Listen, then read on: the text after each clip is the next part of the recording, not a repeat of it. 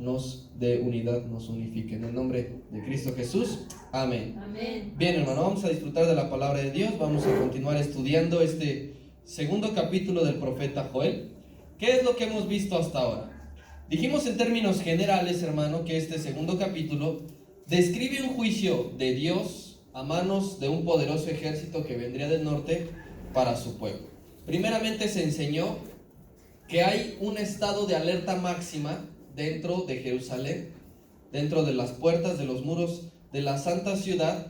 Se puede escuchar, hermano, que la trompeta de alarma por parte de los atalayas está sonando a todo lo que da, ya que hay un enemigo que pronto va a atacar al pueblo de Dios. El efecto entonces inmediato que cobra este sonido de alarma es de miedo, de una cuestión natural. Y posteriormente el profeta Joel nos revela que esta profecía también será para todas las naciones, también es para todas las naciones, ya que se involucra no solo a judíos, sino él dice que tiemblan todos los moradores de la tierra por solamente una causa, porque cercano está el día de Jehová. Tal día, hermano, es simbolizado en estos versículos con oscuridad, con sombras y con tinieblas. Con estas tres características, el profeta Joel está diciendo lo que va a ocurrir más adelante, lo que le va a ocurrir al mundo, a las naciones, hermano, no será nada agradable. Y también dice Joel, nada de lo que se ha visto antes en la historia ha pasado como va a pasar en aquel gran día del Señor. ¿Por qué el miedo de los hebreos en el tiempo de Joel? ¿Y por qué el miedo para las personas que presencien este mismo hecho en el futuro? Porque, hermano, ni los hebreos que estuvieron en el tiempo de Joel, ni todas las personas que estarán en el futuro presenciando ese hecho, están o estarán alineados con Dios. Por eso es que les da miedo. El pueblo judío inmediatamente le entró miedo porque ellos sabían que no estaban bien con Dios. Si ellos hubiesen estado bien con Dios, el miedo no los hubiese tocado, porque ellos saben de antemano que Dios les prometió que Dios los iba a defender siempre. Pero como el pueblo no estaba ordenado, entonces sí sabían que iban a ser destruidos, y entonces el miedo se apoderó de ellos. Lo mismo va a pasar con aquellas personas cuando esta profecía se cumpla. Ellos no van a estar bien con Dios, ellos no van a estar obedeciendo a nuestro Dios, y cuando vean lo que va a acontecer, el miedo va a ser lo que va a absorber su vida. Es el resultado, hermano, de ese gran miedo, pero ahora va a ser no nada más a una escala nacional, sino va a ser a una gran escala mundial. Cada vez está más próximo este día, hermano, del día del Señor, y distintos hechos van a preceder el momento. ¿Sí? Ese momento, antes de que llegue, distintos acontecimientos van a suceder, como el que se explicó la semana pasada. Ataques a la nación de Israel con cada vez mayor frecuencia y desmedidos.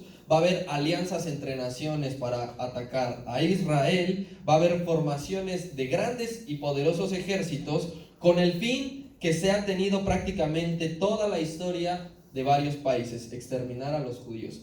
Pero no podrán. Los hechos, hermano, que han ocurrido estas últimas semanas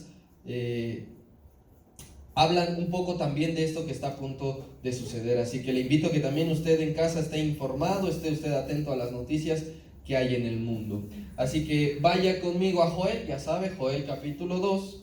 Estamos viendo esta serie que yo he titulado Sin arrepentimiento no hay derramamiento. Estamos en la parte número 7. Tocad trompeta en Sión y dad alarma en mi santo monte. Tiemblen todos los moradores de la tierra, porque viene el día de Jehová, porque está cercano. Día de tinieblas y de oscuridad, día de nube y de sombra. Como sobre los montes se extiende el alba, así vendrá un pueblo grande y fuerte. Semejante a él no lo hubo jamás, ni después de él lo habrá en años de muchas generaciones. Delante de él consumirá fuego, tras de él abrazará llama. Como el huerto del Edén será la tierra delante de él, y detrás de él como desierto asolado, ni tampoco habrá quien de él escape. Su aspecto como aspecto de caballos, y como gente de a caballo correrán. Como estruendo de carros saltarán sobre las cumbres de los montes, como sonidos de llama de fuego que consume hojarasca, como pueblo fuerte dispuesto para la batalla. Delante de él temerán los pueblos, se pondrán pálidos todos los semblantes. Como valientes correrán, como hombres de guerra subirán el muro, cada cual marchará por su camino y no torcerá su rumbo. Ninguno estrechará a su compañero, cada uno irá por su carrera, y aun cayendo sobre la espada, no se herirán. Irán por la ciudad, correrán por el muro, subirán por las casas, entrarán por las ventanas a manera de ladrones. Delante de él temblará toda la tierra, se estremecerán los cielos, el sol y la luna se oscurecerán, las estrellas retraerán su resplandor. Y Jehová dará su orden delante de su ejército, porque muy grande es su campamento, fuerte es el que ejecuta su orden, porque grande es el día de Jehová y muy terrible. Y pregunta Joel, ¿quién podrá soportarlo? Dos grandes certezas hay, hermano, en estos primeros 3 versículos que hasta ahorita hemos visto. Dos grandes certezas. Una de ellas, que el día del Señor ocurrirá sí o sí, que es algo inevitable. No lo podrá frenar nada, ni siquiera la oración de arrepentimiento. Este día tiene que suceder sí o sí. Entonces esa es la primera certeza, que el día del Señor está establecido, que el día del Señor está profetizado y que el día del Señor va a pasar. Nadie podrá escapar de él. Esa es la segunda certeza. No hay salida para nadie, hermano. Usted puede decir, ya viviendo aquellas personas, aquella generación ese día, algunos se podrán esconder, algunos van a poder salir corriendo. Lo cierto es que no. Y cuando nosotros vemos en la palabra de Dios que nuestro Señor emplea el juicio sobre alguien, por más que se intente, no se logra librar. Recuerde usted a Adán y Eva, ellos intentaron esconderse por un momento de lo que Dios iba a pedirles cuentas, y Dios los terminó no encontrando, porque no era una cuestión que no supiera dónde está, sino que los ubicó y les dijo, ¿qué pasó con ustedes? Recuerde usted también a Sodoma y Gomorra, ¿sí? Solamente hubo salvación para una pequeña familia, y una integrante de esa familia no se salvó por no obedecer lo que Dios había dicho. El juicio alcanzó a una ciudad. Recuerde usted a Jonás, él intentó huir de lo que Dios le había mandado, de lo que Dios le había hecho, y al final Dios lo termina ubicando en alta mar. Así que lo mismo sucederá en aquel día. Por más que aquella generación se esconda, por más que aquella generación salga corriendo, por más que aquella generación dé vueltas, no podrá escapar de aquel gran día. Se ha mencionado, hermano, desde que empezamos este segundo capítulo, sobre un ejército. La semana pasada se nos hizo mención de algunos ejércitos que van a unir sus fuerzas, toda su tecnología, todos sus recursos, y van a crear mayores catástrofes de las que usted y yo hasta ahorita hemos visto. Nosotros no hemos presenciado aquí, o alguien es de los años 40, sin ofender, nadie, ¿verdad? Que fue la última gran guerra que hubo en el mundo. Entonces, ninguno de nosotros hemos presenciado una verdadera batalla entre naciones, como sí se va a presenciar en aquellos días. Entonces, grandes ejércitos se van a estar uniendo y se van a estar creando.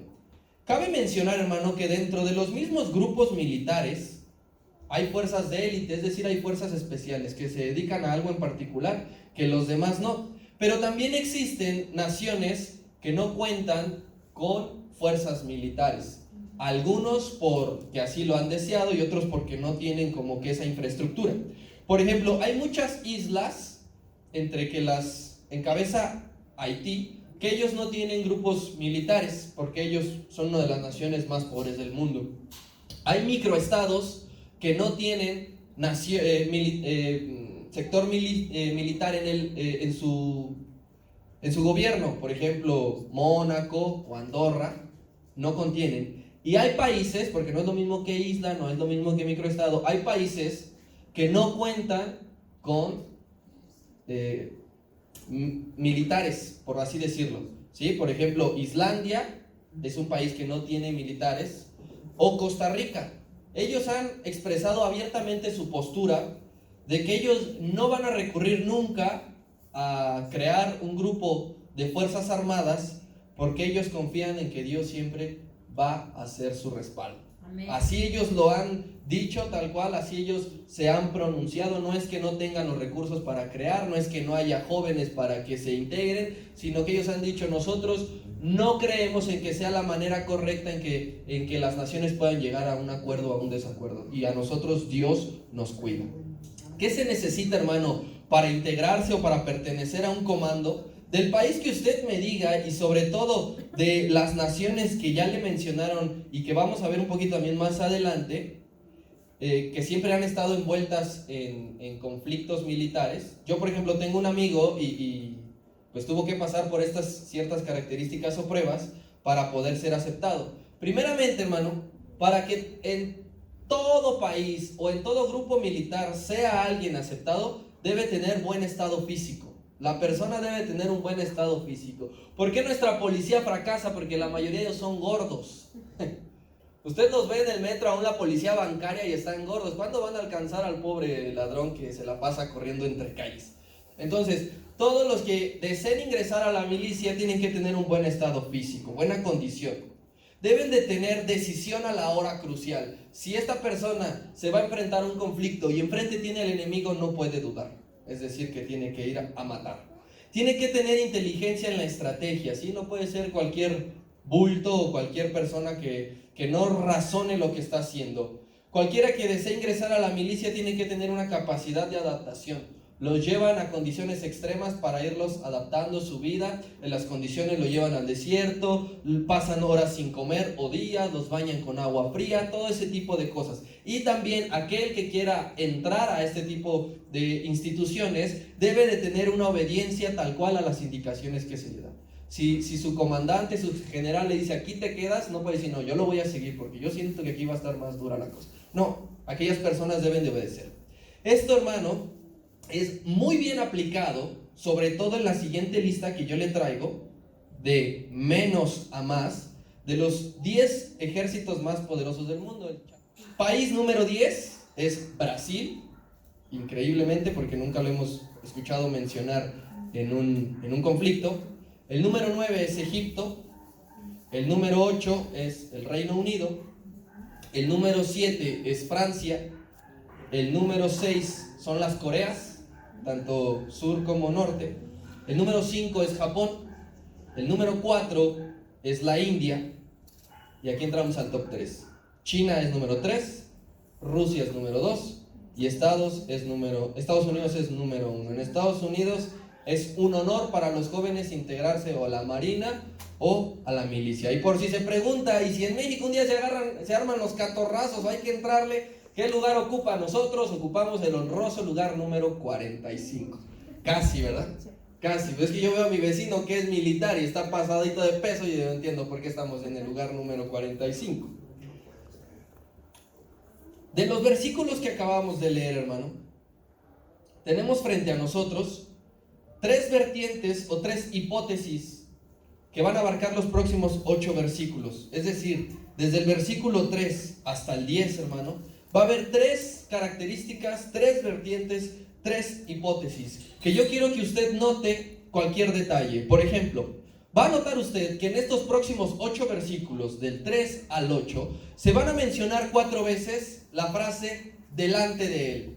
Y también en estos próximos 8 versículos se van a mencionar 2 veces la frase tras de él. Eso en referencia al gran ejército que atacará al pueblo de Israel, o que habla la profecía del futuro. Número 1, vertiente número 1, hermano. Habla, ya leímos los versículos, ahorita lo vamos a ir relacionando. Habla y sigue describiendo entonces al ejército de las langostas, ¿sí? De estos versículos que vamos a ver, sigue hablando del ejército de las langostas que está actuando, hermano, bajo el permiso y la dirección de Jehová. Así que la versión número 1 es que es una extensión del capítulo número 1, que se sigue hablando del ejército de las langostas y que se sigue empleando este simbolismo, hermano, como parte de la profecía que va a acontecer, de una crisis, hermano, que va a suceder en aquel día. En aquel gran y espantoso día habrá una crisis como la que las langostas dejaron en la nación de Israel. Entonces, la hipótesis número 1 es que de los versículos 3 al 8 siguen siendo las langostas de quienes se está refiriendo el profeta Joel. Hipótesis número 2, vertiente número 2. Refiere, hermano, a un ejército humano poderoso que vendrá del norte con respecto a una posición geográfica de Israel. ¿Por qué se dice del norte? Porque si nosotros ubicamos a la nación de Israel, las dos naciones siguientes que yo le traigo quedan al norte. Así que ahí quiero que vayan conmigo. Contra sus moradores y contra todas estas naciones en derredor, y los destruiré, y los pondré por escarnio y por burla en desolación, ¿cuánto? Perpetua. ¿Sí? No pierda usted de vista a la nación de Babilonia, porque a pesar de que ya no existe como tal hoy día, sí, en la ubicación geográfica será quien tome parte e iniciativa a la hora de atacar a Israel y quererlo destruir, hermano. Ambos profetas, los que acabamos de ver, Isaías y Jeremías, consideran a estas dos naciones, Asiria y Babilonia, como instrumentos del Señor en contra de su propio pueblo. Y así fue, sí o no, lo que nos indica la historia bíblica. Anteriormente Asiria atacó a Israel y anteriormente Babilonia conquistó a Judea. Pero estamos hablando de que esta profecía de Joel también se cumplirá más adelante, ¿sí? Y Babilonia será este instrumento. Y la tercera vertiente, la tercera hipótesis que yo le traigo en esta noche, es que estos siguientes versículos del 3 al 8, hermano, refiere acerca de un ejército celestial, ¿sí? Por lo que nos indica el versículo número 11. Vaya a Joel capítulo 2 y leamos el versículo número 11. Dice así: y Jehová dará su orden delante de ¿qué? De su ejército, ¿sí? Porque muy grande es su campamento, fuerte es el que ejecuta su orden, porque grande es el día de Jehová y muy terrible. Y termina siendo una pregunta: ¿quién podrá soportarlo, hermano? Cualquiera de estas tres revelaciones es aplicable a lo que se vivió anteriormente, pero también a lo que se está por vivir, ¿sí? ¿Por qué entonces el profeta usó este juego de tiempo?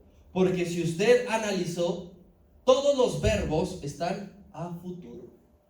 Los verbos que vienen de los versículos 3 hasta el 8 están en futuro. Sí, ya ocurrieron en la nación de Israel anteriormente, como ya le dije, pero también es una profecía que tendrá el mismo efecto en un poco de tiempo, hermano. Pero no nada más en esta ocasión para la nación de Israel, sino para las naciones del mundo. El día del Señor no será exclusivo para Israel, será para todo el mundo, ¿sí? Y vea usted, lo podrá revisar en casa, que Joel usa verbos como abrazará, habrá, será, saltarán, subirán. ¿Por qué no le llama la atención entonces que Joel, si está describiendo algo que ya pasó, lo pone a futuro? Porque sucederá en aquel gran día que está por llegar, hermano. ¿Sí me he dado a entender hasta ahorita? ¿Sí? ¿No lo he revuelto? No.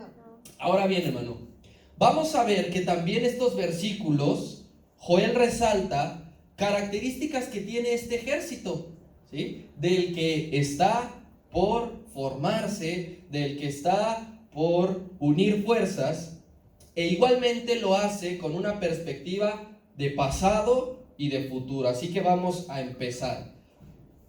Primera característica que menciona el profeta Joel con respecto a este ejército. Número 1, el poder que tuvo y que tendrá. La primera característica de este ejército es el poder que tuvo y que tendrá. Vaya conmigo al versículo número 3. Delante de él, delante del ejército, consumirá fuego. Es decir, adelante de este ejército, de este batallón, habrá fuego que consuma todo. Y atrás de él también habrá llamas de fuego que abrazará absolutamente todo. Como el huerto del Edén, nos está dando esa referencia, como el huerto del Edén será la tierra delante de él, pero tras de él será como un desierto que fue asolado. Y dice que el poder alcanzará o abarcará que tampoco habrá nadie quien escape. No habrá quien escape del día del Señor, por lo tanto no habrá nadie quien escape del poder de este ejército. Entonces, la primera característica de este ejército en formación es que tiene un poder total, un poder absoluto, que nada podrá esconderse, ni siquiera el más pequeño de los animales, ni el más fuerte de los hombres podrá escaparse de esto. Característica número 2 de este ejército, su aspecto. Y para ahí vamos a ir al versículo número 4. El aspecto de este ejército dice así: su aspecto, ¿como aspecto de qué? De caballos, y como gente de a caballo correrán. Hay unas similitudes físicas, hermano, entre langostas y caballos. Por más que vea el tamaño desproporcionado, hay una sobre todo que algunos científicos aseguran que la reducción de la cabeza de un caballo es la cabeza de una langosta, ¿sí? Y yo estuve viendo algunas imágenes y pues más o menos los ojos, esta parte de aquí, tiene relación. Le comento también, en el idioma italiano, ¿sabe qué significa langosta? Quiere decir pequeño caballo. Y en alemán quiere decir caballo de heno. ¿Y qué es el heno? Es una hierba. ¿Y de qué se alimentan estos dos animales? De hierba, ¿sí? Y en la palabra, sobre todo, porque nuestra base siempre va a ser la palabra de Dios, en la palabra, hermano, hay una comparativa constante entre estos dos animales, tanto en el Antiguo Testamento como en el Nuevo. Así que vamos a la primera comparativa que hace. No la hace ningún personaje, la hace Dios mismo, en aquella entrevista que Dios le está haciendo a Job cuando lo está interrogando. Así que vaya a Job, capítulo 39, 19. Dios le está preguntando a Job después de mucho tiempo: ¿diste tú al caballo la fuerza? ¿Vestiste tú su cuello de crines ondulantes? Y ve aquí la comparación.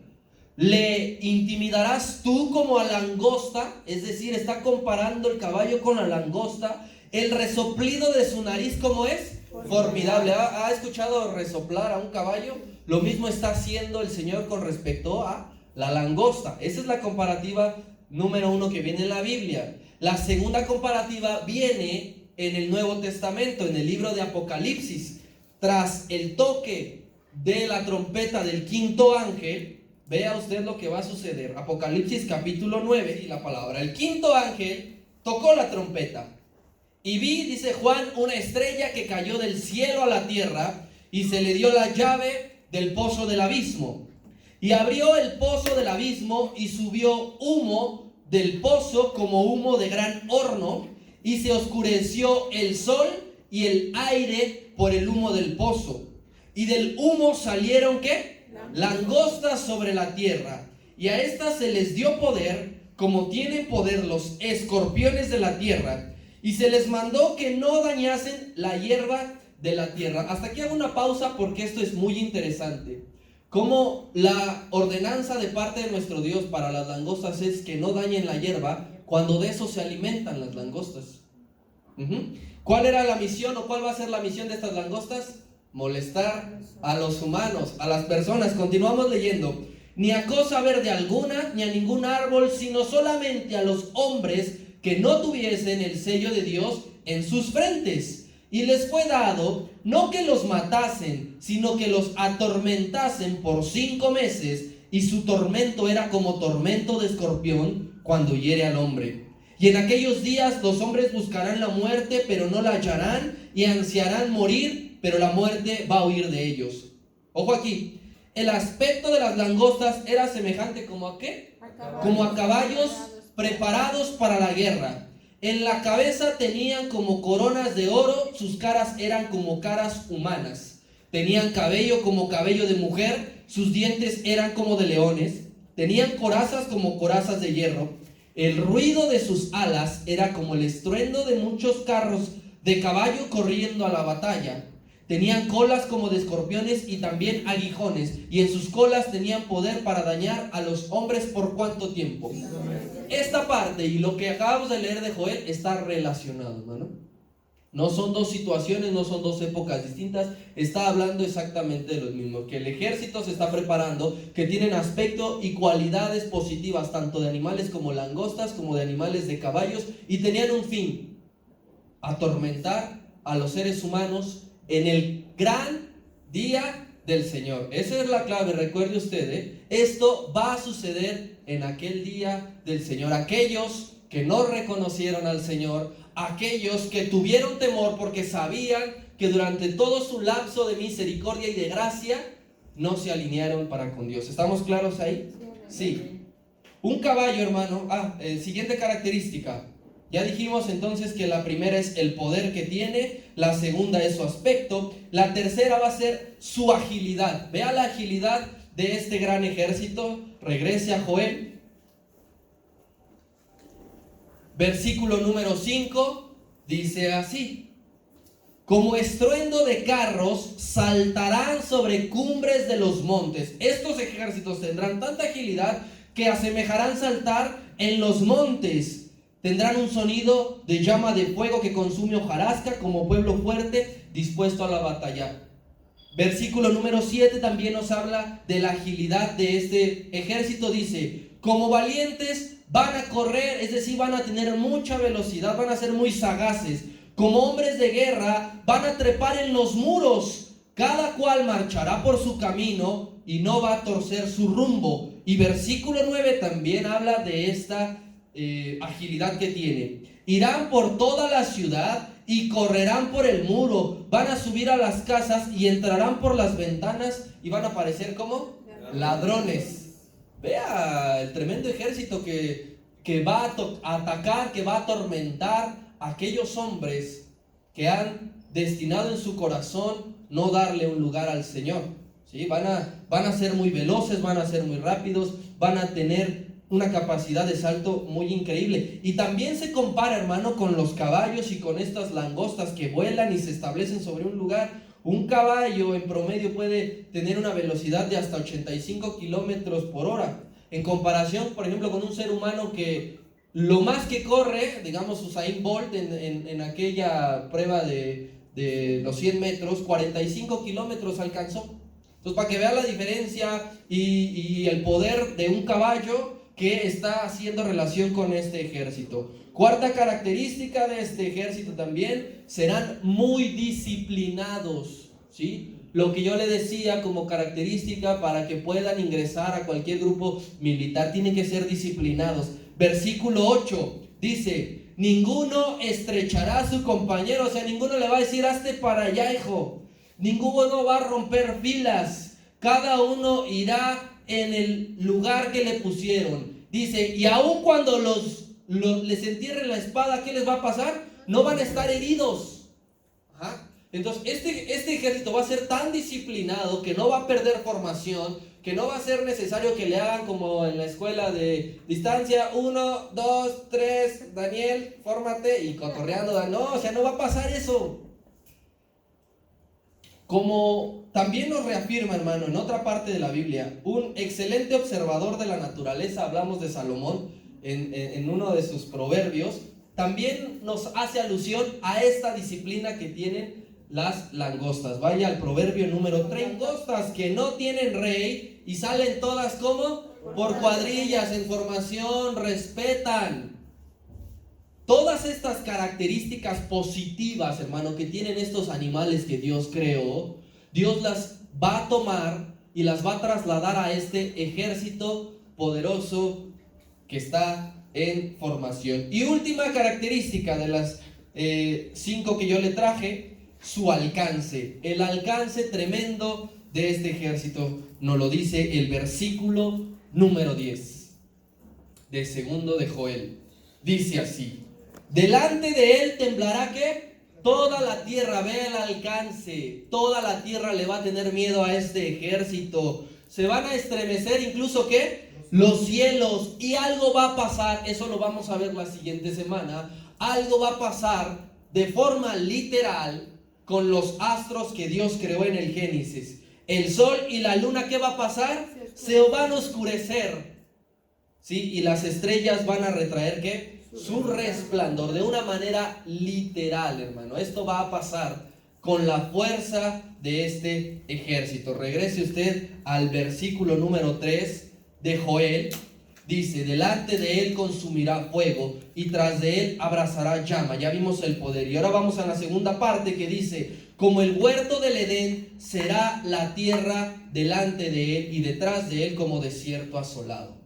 Vemos, hermano, que también hay un efecto que tuvo en ese momento, que tendrá este ejército. Y hay un contraste entre el Edén y el desierto que nos llama la atención. Un contraste que hace Joel entre el jardín del Edén y ahora un desierto cualquiera. Porque usted recordará que Edén significa paraíso. Entonces está hablando el profeta Joel que este ejército tendrá todo un campo para atacar, que hace relación al Edén, y después dice que lo va a dejar como un vil desierto. Vea cómo estaba compuesto el Edén. Génesis capítulo 2. Y Jehová Dios plantó un hermoso jardín, un huerto al oriente, y puso allí al hombre que había formado. Y usted puede seguir leyendo que había árboles frutales deliciosos, que era bañado por ríos. Entonces vea esta relación de un paraíso que va a encontrar este ejército. Va a pasar sobre todo lo que encuentre y lo va a dejar como un desierto donde no hay prácticamente vida, donde hay soledad, donde hay sequedad, ¿sí? Así, hermano, lo que refiere entonces este ataque de este ejército es que el aspecto precioso de la tierra ya no estará. Tras el ataque del ejército quedará totalmente asolada la tierra, como la dejaron las langostas a Israel. Israel era preciosa y las langostas la dejaron asolada.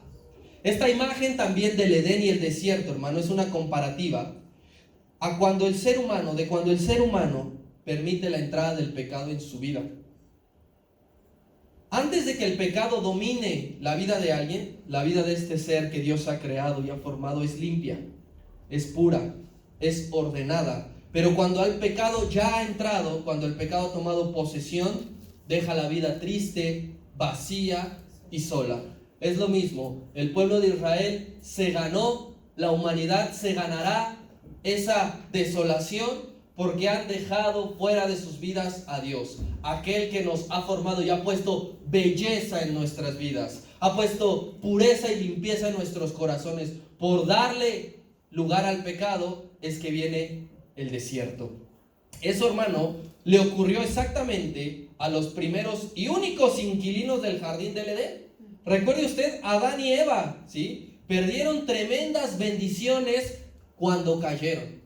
Todas las bendiciones. Adán no tenía que hacer esfuerzo físico para trabajar.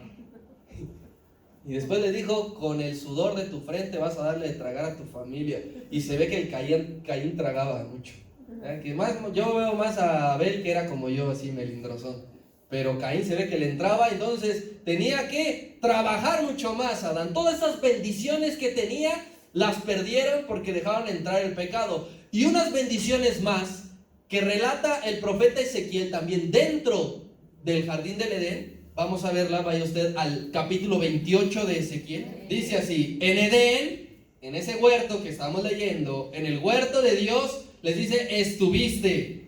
De toda piedra preciosa era ¿qué? Tu vestidura. Vea lo que había, vea qué minerales había en el Edén. De cornerina, topacio, jaspe, crisólito, berilo, onis, de zafiro, carbunclo, esmeralda y oro. Los primores de tus tamboriles y flautas estuvieron preparados para ti en el día de tu creación. Todo eso se encontraba dentro del jardín del Edén, y Adán y Eva lo perdieron tras la caída. Lo mismo pasó con la nación de Israel. El pueblo de Israel tenía recursos al por mayor, ¿sí? Pero dejó que entrara el pecado y acabó absolutamente en ruinas. Hermano, que en nuestra vida no suceda eso. Te recuerdo, Dios ha puesto belleza en tu vida. Dios ha puesto un valor a tu vida. No dejemos que el pecado entre y saque todo eso y consuma lo que Dios ha plantado desde antes de la fundación del mundo. Porque lo que tú tienes al alcance de tu vida no es una cuestión que sucedió de la noche a la mañana. Dios te planeó con cada una de las cosas que tienes desde hace mucho tiempo, ¿sí? También a través de esta comparativa de Edén y el desierto, hermano, podemos sacar la revelación de dónde estuvo ubicado el jardín del Edén. La Biblia nos dice que estaba entre dos ríos, el Tigris y el Éufrates, y actualmente es la región de Irak, ¿sí? País donde muy probablemente el anticristo va a formar su cuartel general, como ya nos explicaron la semana pasada. Yo le voy a dejar a usted una tarea con respecto a esto, para que lo corrobore, para que vea lo que va a suceder en esa zona en aquel tiempo. Usted lea en casa capítulos 50 y 51 del libro de Jeremías y va a poder complementar esto que yo le traigo, ¿sí? Entonces, Jeremías aquí en estos dos capítulos habla del futuro de Babilonia, que es decir, Irak. En ese momento Jeremías no podía escribir en la Biblia Irak, pero hoy día usted y yo entendemos que se refiere a Irak, ¿sí? Así que solamente le voy a mostrar un par de versículos donde se basa esto que le venimos diciendo. Capítulo 50 de Jeremías. Vea cómo aquí se va a formar un gran ejército, y lo está profetizando Jeremías. 50:23 dice así: como fue cortado y quebrado el martillo de toda la tierra. Otra versión aquí en esta frase dice como fuerte martillo, haciendo alusión a lo que se va a formar. ¿Cómo se convirtió Babilonia en desolación entre qué? Entre las naciones. Es decir, que el ejército que se va a formar ahí, que va a estar ahí, va a ser poderoso como el martillo. Y versículo número 30 dice así: por tanto, sus jóvenes caerán en sus plazas. Y a lo que yo voy aquí, dice, sus jóvenes caerán en plazas. Este ejército estará formado en su mayoría por jóvenes. ¿Y qué quiere decir o qué representa que un grupo militar esté formado de jóvenes? Fuerza, ¿sí? Energía, voluntad. Entonces, usted lea en su casa el resto del capítulo 50 y 51 para que complementemos, porque no da tiempo de verlo todo. Entonces, hermano, conjuntando en una sola explicación las tres vertientes que le dije, el ejército de langostas, el ejército de humanos o el ejército celestial, en una misma, hermano, la respuesta puede ser la siguiente: es el ataque de un ejército humano permitido por Dios, venido del norte, descrito como un ataque de langostas, y que revela a su vez lo devastador que llegará a ser el día del Señor para toda la tierra. Israel va a sufrir mucho, más de lo que vemos ahorita, pero no será destruido por completo. Será atacado, hermano, por toda la rebeldía que mostró, que muestra y que mostrará. Y no hablamos solamente en referencia a que niegan que Jesucristo es el Mesías, sino a todo lo que ha venido haciendo, a todos los ídolos que ha venido aceptando entre sus paredes. Yo le comento esto: ¿sabía usted? Hay una ciudad en Israel que actualmente se llama Tel Aviv, ¿sí? ¿Sabía usted que desde hace 3 años Tel Aviv fue catalogado como el mayor centro turístico LGTB del mundo? Dentro de Israel está esa ciudad que es representativa de este grupo homosexual. No sé si me estoy expresando de la manera correcta nada más, ¿sí? Pero dentro de un terreno donde Dios apartó, donde Dios escogió, donde Dios limpió para que se le adorara, donde dijo varón y hembra los he creado, dentro de esos muros hay un turismo homosexual, heterosexual, bisexual, transexual, no sé qué más sea, en masa, hermano, en masa, ¿sí? Y hay muchos que verán, que vencerán al país de Israel, lo vencerán, ¿sí? Aquellos que consideran también a una deidad casi al país de Israel. Hay personas que consideran a la nación como intocable, ¿sí? Como intocable, que la consideran en un nivel muy alto, ¿sí? Pero habrá yo se lo digo con mucho respeto, habrá muchos israelitas que pasarán la eternidad en el infierno. Por más que sean el pueblo escogido, por más que sean la raza escogida, habrá muchos de aquel país, históricos y actuales, que van a ir al infierno porque no han obedecido a nuestro Dios. Le pongo otro ejemplo, ¿sí? ¿Sabía usted que desde los años 80 está legalizado en todo el país de Israel el aborto? Independientemente a cuestiones de salud, de cuando la mamá está en riesgo su vida, independiente a esto, o sea que si una persona, una señorita, una mujer desea practicarse un aborto desde los 80 en Israel, es completamente legal, ¿sí? Y esto no agrada a nuestro Dios, por más que sea el pueblo escogido. Y el día del Señor también tocará base a esa nación y a esa raza.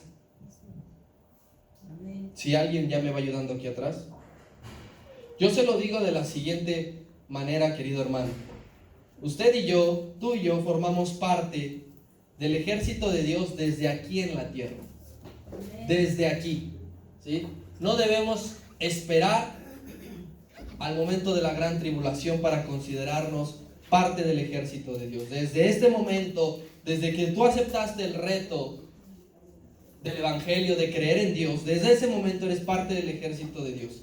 Y han querido raer de la tierra por completo el nombre de Dios y de todo seguidor. Desde hace muchos años, desde hace siglos, se ha querido desaparecer la Biblia, se ha querido desaparecer toda comunidad cristiana, toda fe, todo dogma en Dios.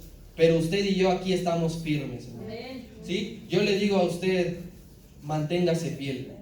Manténgase fiel. No debe existir temor en su vida cuando vea la maldad, cuando vea que ese día se está acercando, que la primera reacción de su cuerpo y de su mente no sea la de miedo, porque eso significaría que así como el pueblo no está alineado con Dios, cuando vea y cuando escuche que esto cada vez más se está cumpliendo y que está por venir, usted reafirme su confianza en Dios, ¿sí? Reafírmele a Dios sus votos de fidelidad. Haga usted todo lo posible, haga usted su máximo esfuerzo para estar alineados para con Dios. Lo que está por venir, hermano, para este mundo, para esta generación, para esta sociedad, es terrible. Para quien no busque a Dios, la consecuencia va a ser terrible. Para quien no se acerque a Dios, lo que va a pasar será terrible, ¿sí? Ese día, hermano, está cada vez más próximo. Falta cada vez menos. Te digo en esta noche nuevamente, afiánzate en el Señor. Afiánzate en el Señor. Afiánzate en las Escrituras. Escudriñalas. Esfuerza tu mente, tu alma, tu corazón. Y yo te aseguro una cosa, que aún ni la muerte podrá quitarte de la poderosa y preciosa mano de nuestro Dios. Ponte de pie.